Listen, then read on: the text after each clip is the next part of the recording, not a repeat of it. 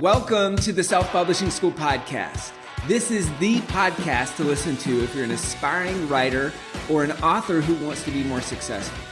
On this show, you'll learn how to write and launch a book successfully, all from the top authors and people just like you who are doing it at the highest level.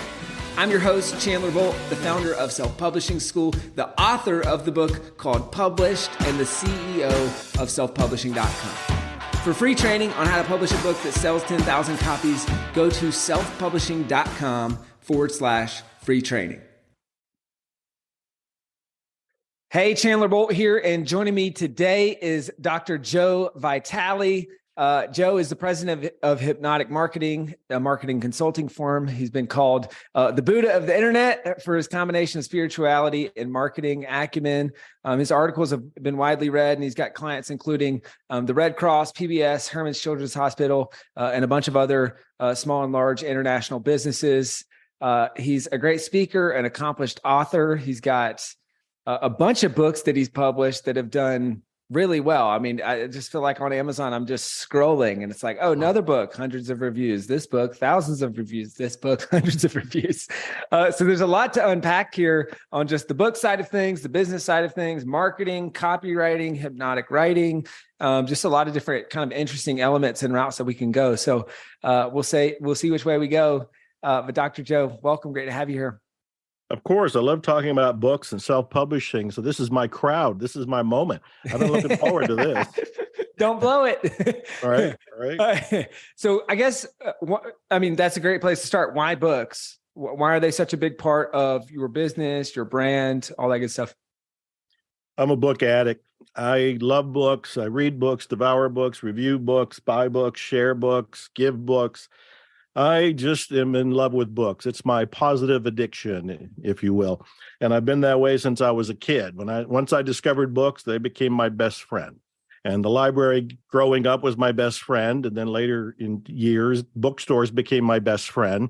And now, of course, I'm in a position where I create my own libraries and have them all over the place. And I've given away libraries worth of books.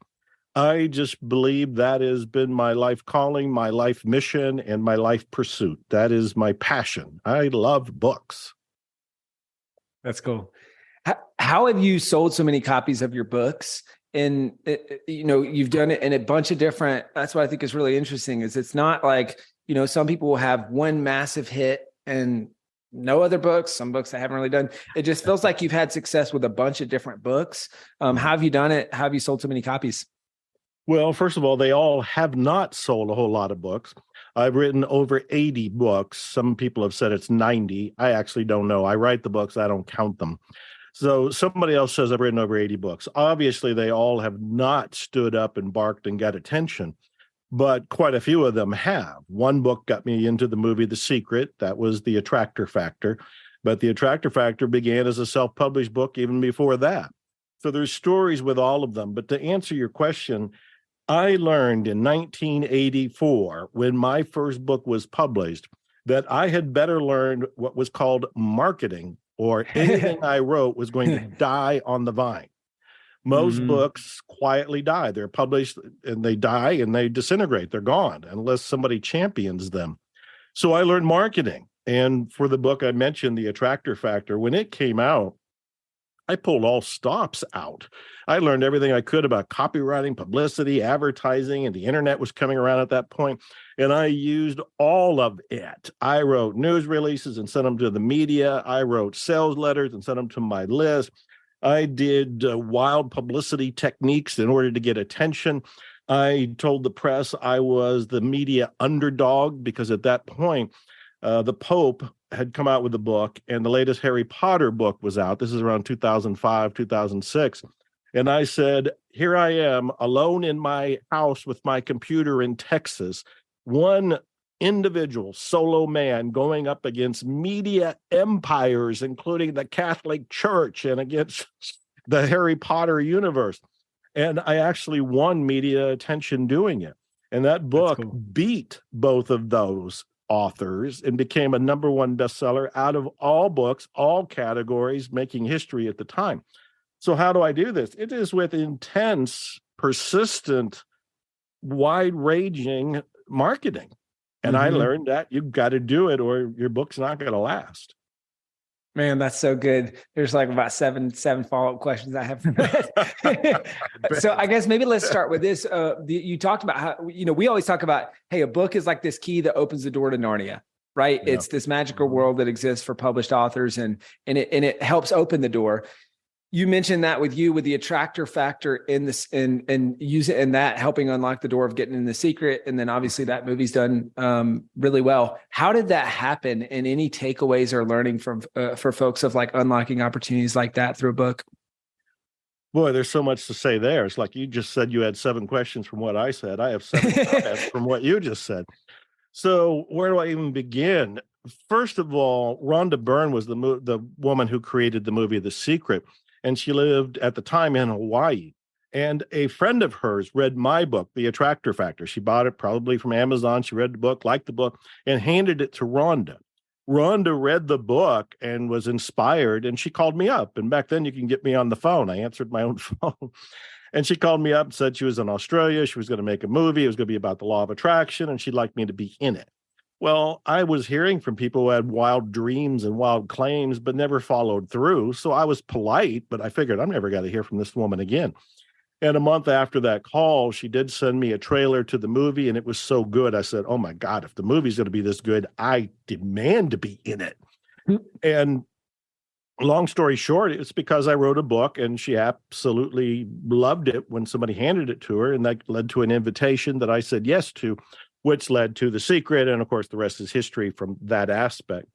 The thing that I tell people is I love books, and books are like a sophisticated business card.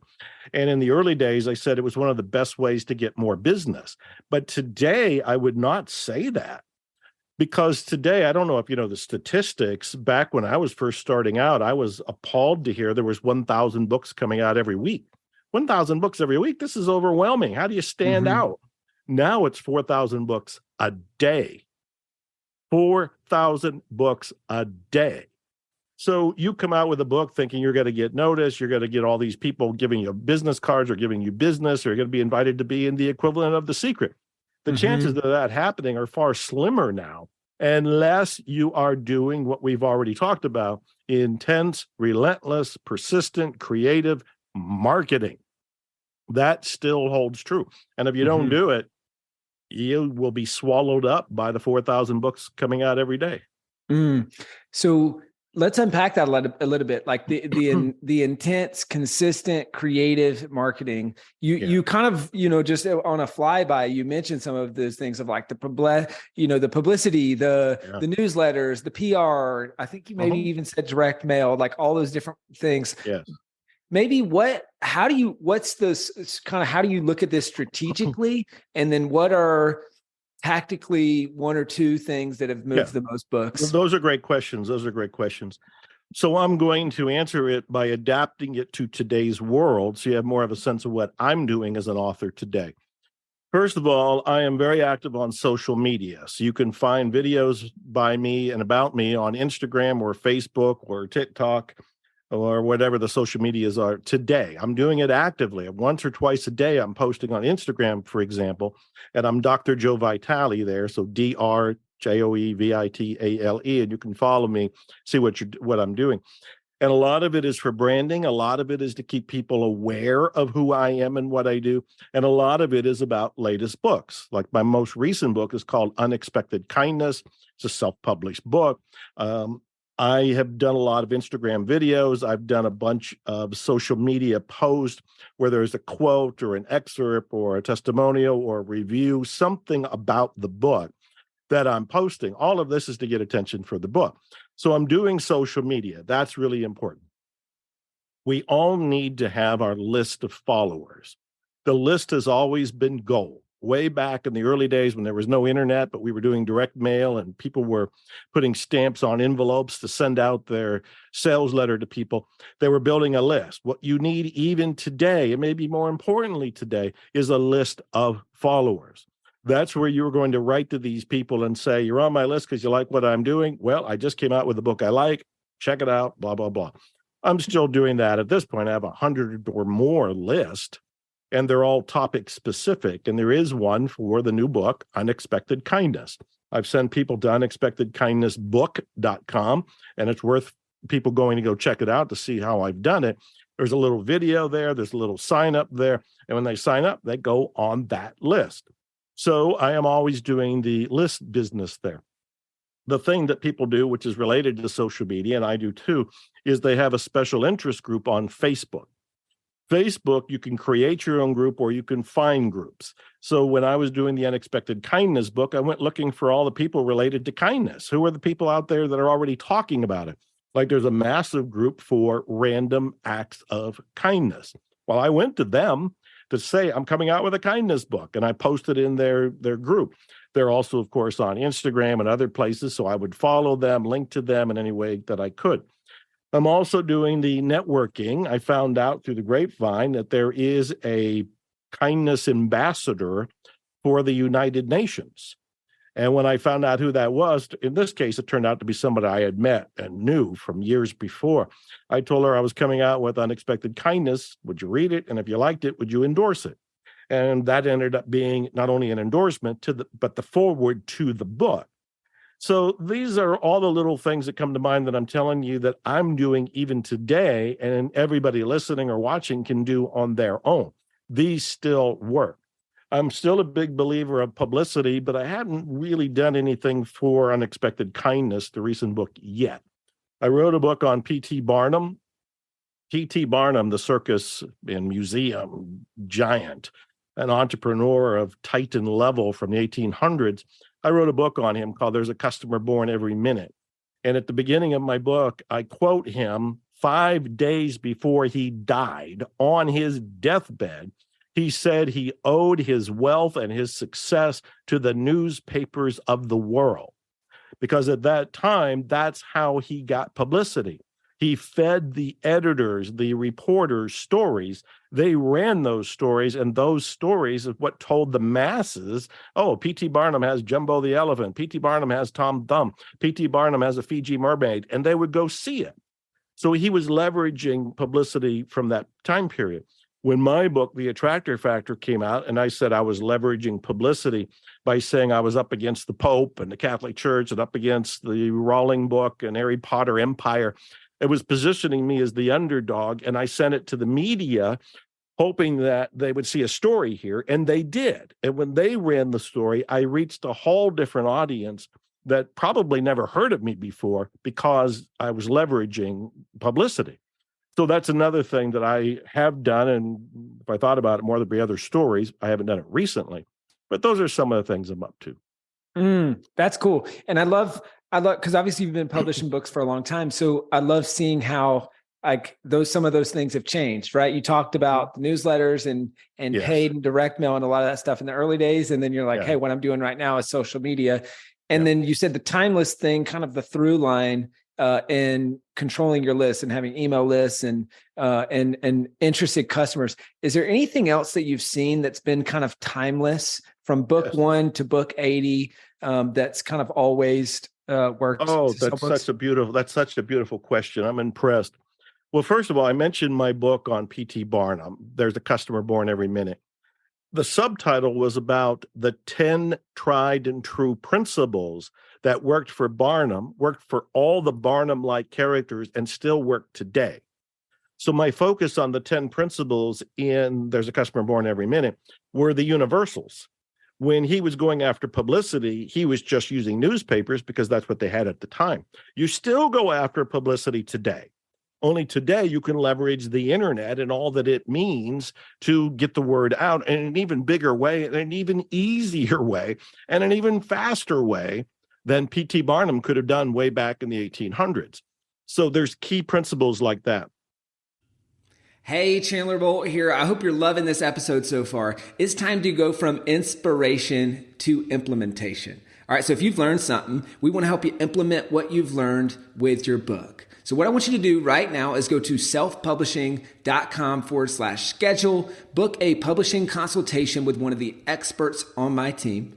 We'll talk about your goals for your book, your dreams, your challenges, your next steps, and we'll start putting together a plan. All right, so go to selfpublishing.com/schedule, book a call with the team. Let's see how we can help with your book. It's time to implement.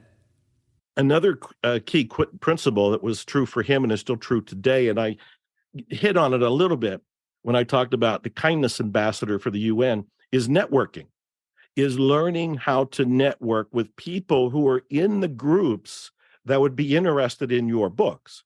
Much like when I was coming out with a kindness book, Unexpected Kindness, and I start looking around, who are the leaders in kindness? Who are the influencers? Who are the people writing blogs about kindness? Who else came out with kindness books?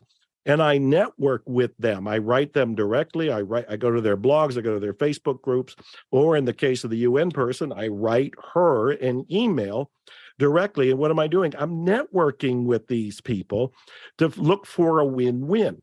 The win-win is a philosophy that I have in business. I don't want to just win. I want to win. I want the person endorsing me to win, and I want the people buying the book to win. I look for a win-win-win, which is basically another principle that you can look at here, because too many people are cutthroat in business. This was maybe more true 100 years ago, but I really think it's true today too, where everybody's out for themselves. And I learned from Dale Carnegie, and I learned from Napoleon Hill, and I learned from the success literature of the world when I was reading their books, that I need to be looking out for them in order to end up benefiting myself. So all of these are principles that are timeless. That's great. I love those. And you know, the Zig Ziglar quote, best way to get what you want is to help enough other people get what they want. and doing that through the triple win, kind of as you described there. So man, there's so many just different threads, and it's cool seeing how you practice this as well. I pulled up the kindness book, unexpected. I think it was, you said unexpected kindness. Unexpected kindness. And then unexpectedkindnessbook.com. That's the URL. That's the website for the book, unexpectedkindnessbook.com. I already closed it out, so I don't have it up. But I was just looking at it just a second ago when you were mentioning that, and it's cool just even seeing how you've structured that page, how you've laid out that page. And then the P.T. Barnum one is, the book sounds really interesting. I'm like, I have to get that after this, because you talked about publicity, and so I can see kind of the parallels. I mean, obviously, he was a master of publicity and creating interest and getting in newspapers and stuff like that. Talk to me about. So it looks like, just from Amazon, it looks like one of your more successful books is Zero Limits. Has that been the most successful up there? Well, that's a good question. In the self-improvement category, I would say Zero Limits and the one I mentioned, the Attractor Factor, or kind of neck and neck. The Attractor Factor is about the law of attraction, and it was very fitting that Rhonda read it and asked me to be in the movie. Yeah. Which was about the law of attraction. So the Attractor Factor, the movie The Secret, they married well. And so I was appropriate to be in the movie, and I'm forever grateful I was in it, because I liked the movie whether I was in it or not. Zero Limits is a completely different kind of book. And in fact, it's more of an advanced book where the law of attraction is about attracting what you want. And any criticism that came about The Secret was about it was too material. Well, Zero Limits is all about the spiritual. It is a very simple but miraculously powerful way to heal the inside of you to change the outer world. The world will reflect what you've changed on the inside. And very quickly, at the end, at the essence of Zero Limits is the story, the true story, of a therapist who helped heal an entire ward of mentally ill criminals in a state hospital in Hawaii. And he did it not by any traditional therapy. He did it with this weird technique that I write about in the book, where he changes himself. He changes his perceptions of what he's seeing. And as he changes the perceptions in him, the people, the place that's around him reflects the change.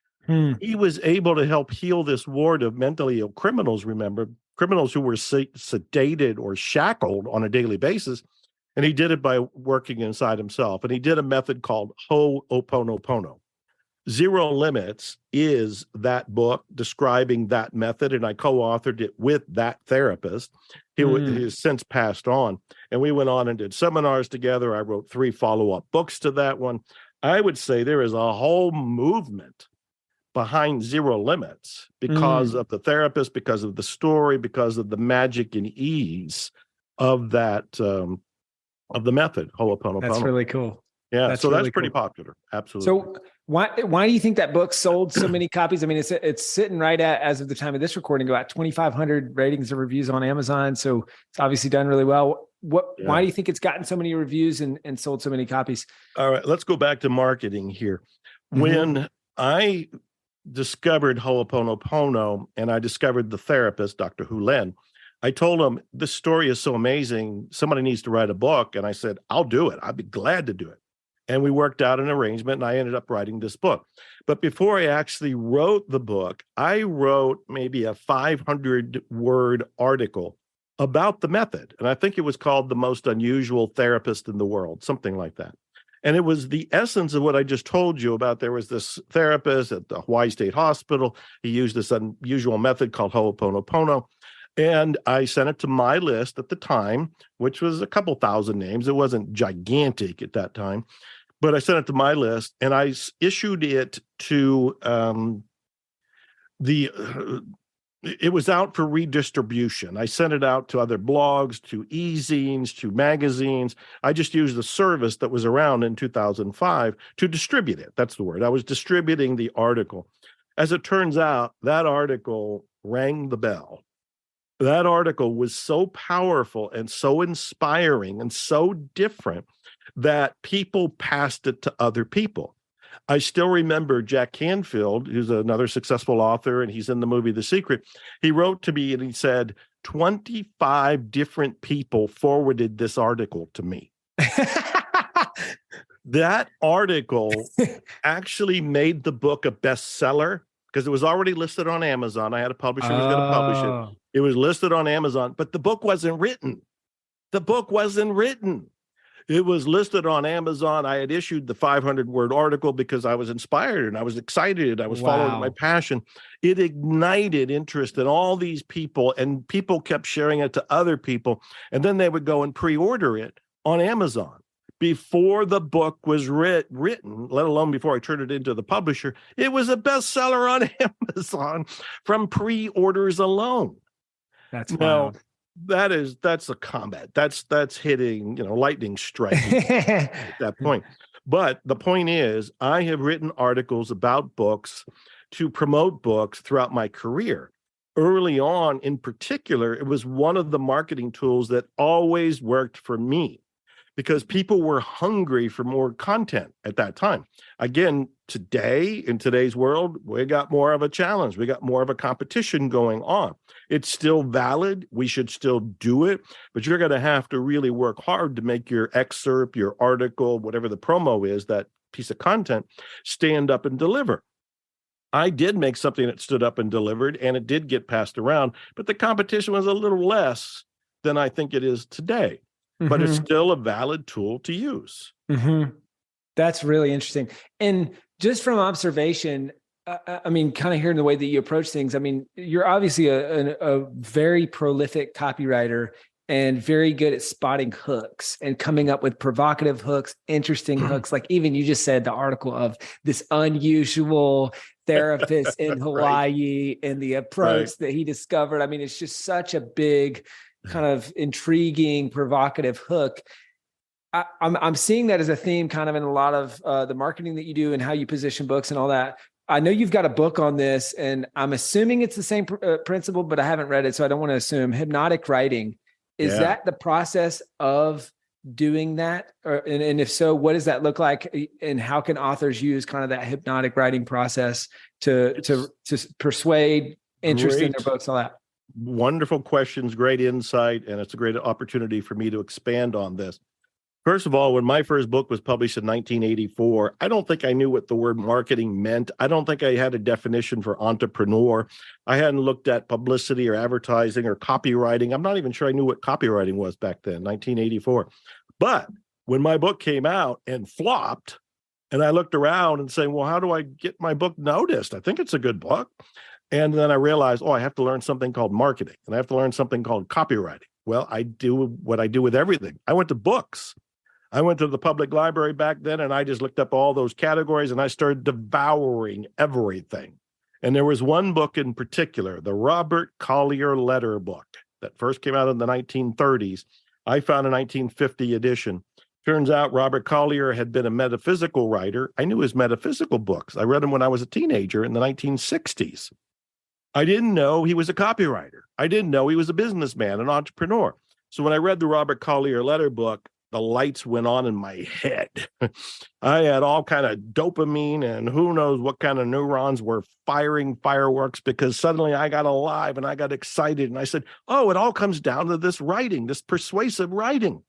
And so I started a deep dive into that. And I ended up creating something called Hypnotic Writing. Hypnotic Writing was my title. It was my first ebook. I self-published it. Back then we had Kinko's, which was the corner print shop. And I go over there and get a spiral bound version of Hypnotic Writing.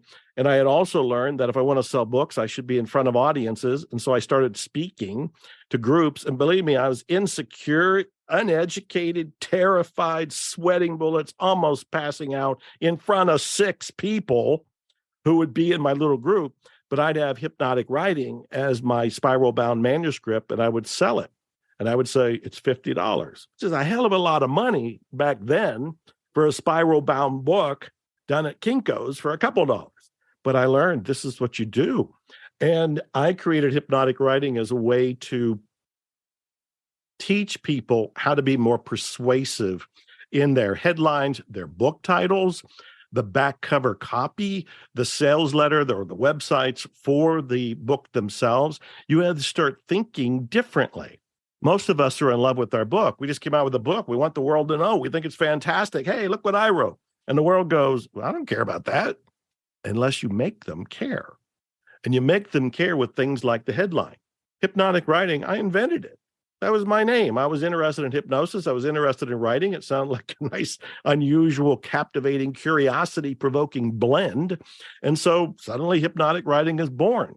And it was so successful, I came out with Advanced Hypnotic Writing, Hypnotic Selling Secrets, Hypnotic Marketing, and I named my company Hypnotic Marketing. It all stemmed from me looking at how do I write in a way that engages people.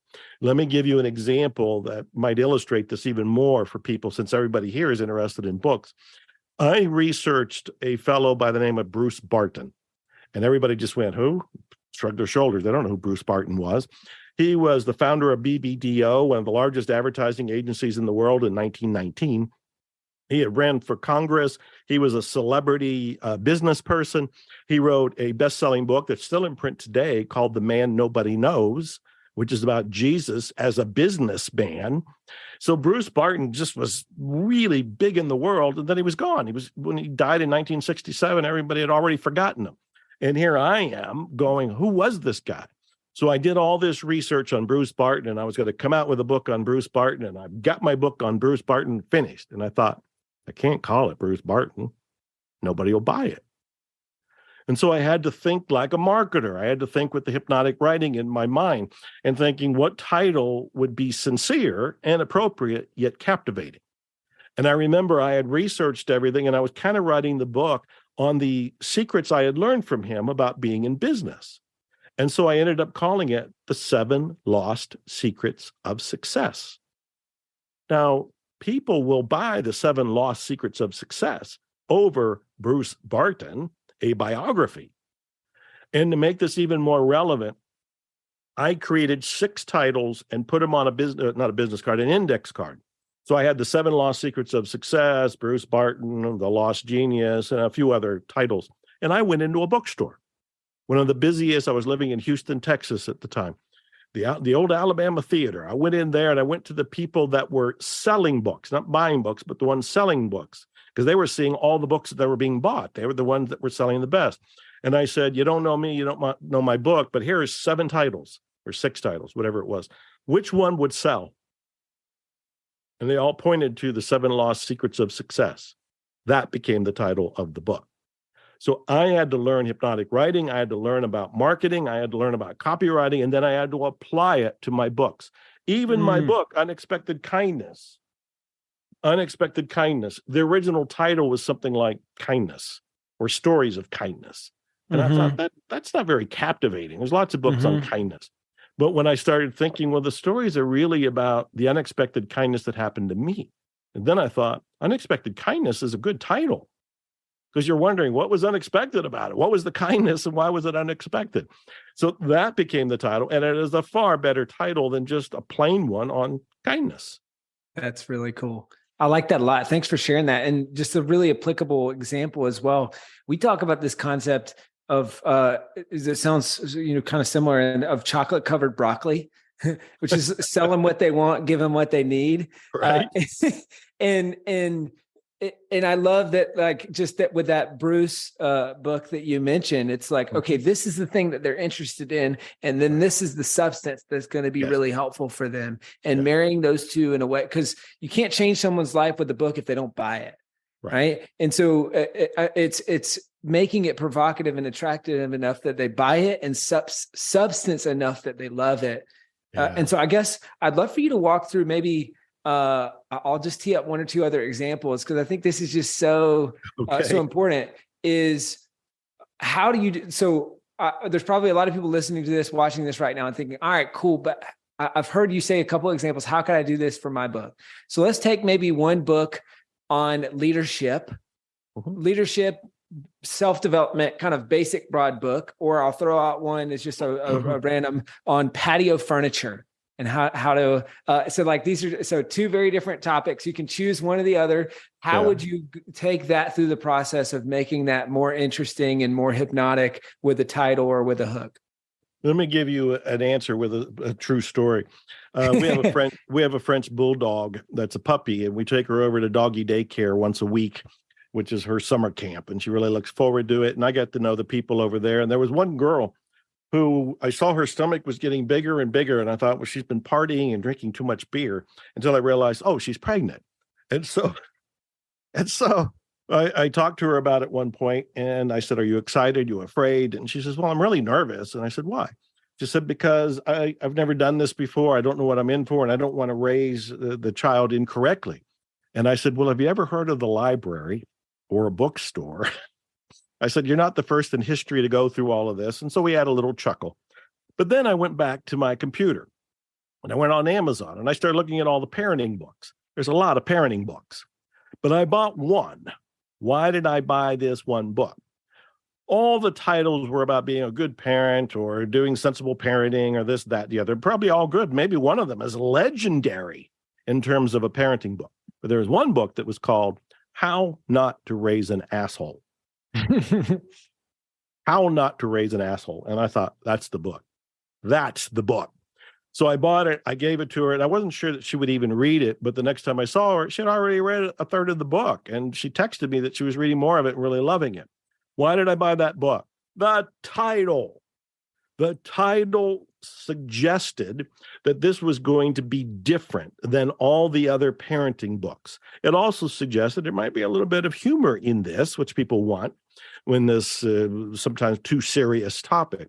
So when it comes to the patio furniture, for example, I'll be looking for, how is this book on patio furniture different from all the other books on patio furniture? And what I typically do when I have a new project, including the kindness book, I go on Amazon and I type in those keywords, patio furniture, to see what's already there. I want to see what's been done before, because there's probably a lot of books on surprising amounts of different angles and variations and different ways of looking at it. And maybe there's a book exactly like the one I was going to do. And if so, I'll look at the book. And if it's really like what I was going to do, I won't do mine. But if I look at all the patio furniture books and I realize, well, mine is really about the healing quality of adding gems to the patio furniture tabletops. And suddenly I have a completely different book that nobody else has. And of course, I need a better title than that, but it would be the general nature of that. I have created a patio furniture book that is different. And it would probably appeal first to the patio furniture people, and second to anybody that's into healing, anybody that's into gemstones, anybody who's into a different kind of tabletop patio furniture. Because now we have gemstones in it. We have the great story that, hey, these could help heal you. If nothing else, they're conversation pieces. Look at this. The same thing if we went in personal development or we went in leadership. And of course, there's tens of thousands of books throughout history on both of those categories. And I'd have to look at that and go, okay, how is mine different? How is the leadership books that are already out there, how are they lacking? What are they lacking? So I need to do the research to find out, has this been done? If it has been done, where are they not shining? Where can it be something different, or how can I be somewhat different? And then make it different. It's a little bit like the 7 Lost Secrets of Success. Instead of saying Bruce Barton, a biography, which at that time nobody would buy, maybe today because of my book, which, by the way, I didn't say. 7 Lost Secrets of Success was my first international bestseller. There was one company who bought 20,000 copies of it for everybody in their business. And I was doing early radio shows, and I was rough at doing it, talking about the 7 Lost Secrets of Success. People would hear me on the radio as they're driving out of town, turn around, go to whatever bookstore I'm at, doing book signings, and buy copies of the book. By shifting the focus from Bruce Barton to Lost Secrets, I made something magnetic. I made something hypnotic. And how'd that company buy 20,000 copies? Did they just reach out? They heard you on the radio, or was there anything special interviewed? Because this was almost 20 years ago. Well, first of all, I spoke for the company. It was a network marketing company in Houston, and they had a monthly audio cassette that went out, and I had spoken to them. But I don't know if they had heard me on the radio or it was from that. But the owner of the company said he wanted 19,500 copies. He had 19,500 members, and he wanted every single one of them to have a book. I also made my first worldwide tour as a result of that payday. I got to go overseas. It was cool. That's awesome. Well, Dr. Joe, next to last question for you. Knowing what you know now, what would you say to the Joe of many years ago and many books ago before you'd written your first book, and maybe all the other Joes out there who are thinking about writing their first book?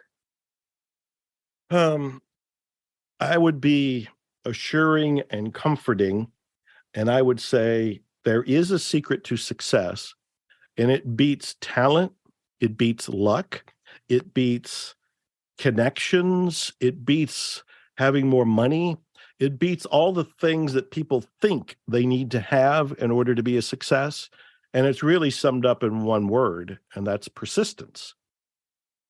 As long as you keep getting up and writing and submitting and moving forward and promoting, you will achieve success. You will achieve it along the way by the nature of the daily accomplishment. But as you keep doing it, success is assured. It's pretty much guaranteed, especially if you remember that what you're doing is what you want to do. So just by doing it, you're a success. And then as you continue doing it, you're planting seeds for future crops. And as you continue doing it, more and more people, the connections are being made. I gave a talk when I was in Thailand about the side benefits that come from going for your dream. I just wanted to be an author. I didn't think about being in movies or all these other things that have come to me as a result of being an author. But by going for the main dream, all these side benefits showed up. So by taking persistent action every day, even when it looks like, some days are going to suck and doesn't look like this is going anywhere, I would tell that younger Joe, you just keep going because you don't know what treasures await. That's awesome. That's awesome. Well, Dr. Joe, this has been amazing. Really, really fun. Very insightful. Where can people go to find out more about you, to buy your books, to check out more about what you're up to? Well, I'm not hiding, so I'm all over the internet. I would say the main website would be mrfire.com. It's the one I started in the 1990s, mrfire.com, mrfire.com. It's a portal to everything. Virtually all of my books are on Amazon. So anything that I've done, those 80 or 90 books, whatever, just search my name, either Joe Vitale or Dr. Joe Vitale. You'll find them on Amazon and in bookstores all over the world. And I mentioned Instagram and social media. I think in all cases, I'm Dr. Joe Vitale, Dr. Joe Vitale, and you can follow me there. And I've loved this. These are great questions. I love talking about books and marketing them, and it's a joyful experience to be here. So thank you, and thanks for what you're doing for everybody trying to move ahead. Yes, sir. Well, there you have it, guys. Check out the books. and buy a copy of his book. Check out more about what he's up to. Dr. Joe, you're the man. Thank you so much. Thank you. Thank you so much for watching or listening to this episode of the Self-Publishing School podcast. I know there's so many places that you can be spending your time. There's other podcasts that you could be listening to, YouTube channels that you could be watching. So thank you so much. It means the world. Now, I want you to do 3 things right now if you found this episode helpful. All right, number 1, I don't know if you know this, but we've got a YouTube channel. It's a companion channel to this podcast. All the video versions of the episode are on the YouTube channel. So number 1, subscribe to the YouTube channel. Number 2, if you're listening to this podcast wherever, whether this is Spotify, Apple Podcasts, number 2, I want you to subscribe to this podcast right now so you don't miss a future episode. And then number 3, this is probably the most important, leave a review on the podcast. All right, reviews are super important and help this podcast get discovered by other people. So number 3, leave a review on the podcast. Thank you so much. I'll see you in the next episode. If you're on the fence about scheduling a publishing consultation call with my team, maybe you're not quite ready for that, I've got some free training that I think will be really helpful for you. All right, all you have to do is go to register to sign up. Go to selfpublishing.com/free training. When you do, you're also going to get a free digital copy of my new book, Published. And on that training, you're going to learn the next steps of how to implement with your book. So how to write, how to publish, how to launch successfully. So go to register right now at selfpublishing.com/free training. I'll see you there.